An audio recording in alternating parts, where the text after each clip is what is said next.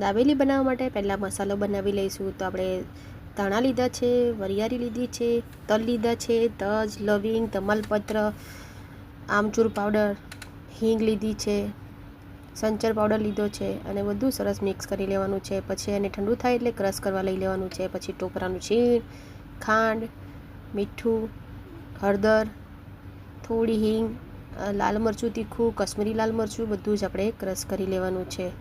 ડિટેલ્સમાં video તમે મારી channel પર જઈને જોઈ શકો છો ફ્રેન્ડ. આપણે ખજૂરની ચટણી પણ ત્યાં બતાવી છે. તો ખજૂરની ચટણી આપણે મસાલામાં એડ કરવાની છે અને મસાલાને થોડું પેસ્ટ જેવું બનાવી લેવાનું છે. અને એક પેન મૂકવાનું છે, એમાં તેલ મૂકવાનું છે એક પરી, અને મસાલાની અંદર એડ કરીને આપણે 5 મિનિટ સુધી સાંતળી લેવાનું છે. પછી બટાકાને બોઇલ કરીને રાખ્યા તેને મેશ કરીને અંદર એડ કરી દેવાના છે ને બરાબર પાણી થોડું રેડીને મિક્સ કરીને પછી બટાકાનો માવાને આપણે એક થાળીની અંદર પાથળી દેવાનું છે ને એકદમ સરસ સ્પ્રેડ કરી દેવાનું છે.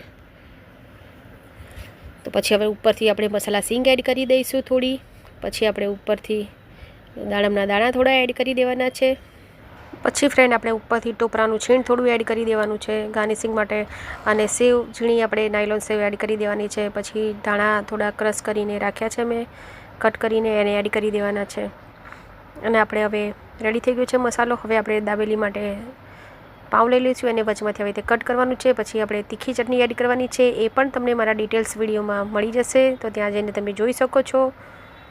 હવે આપણે ખજૂર આમલીની ચટણી એડ કરવાની છે. પછી મસાલો એડ કરી દેવાનો છે. બધી બાજુ સરસ મસાલો લગાવી દેવાનો છે. વચમાં થોડી સીંગ એડ કરી દઈશું મસાલા, અને પાઉંને આપણે તેલ મૂકીને શેકી લઈશું. તો આપણી દાબેલી રેડી થઈ ગઈ છે. ડિટેલ્સમાં વિડીયો મારી ચેનલ પર નીચે લિંક આપી છે, ત્યાં જઈને તમે જોઈ શકો છો.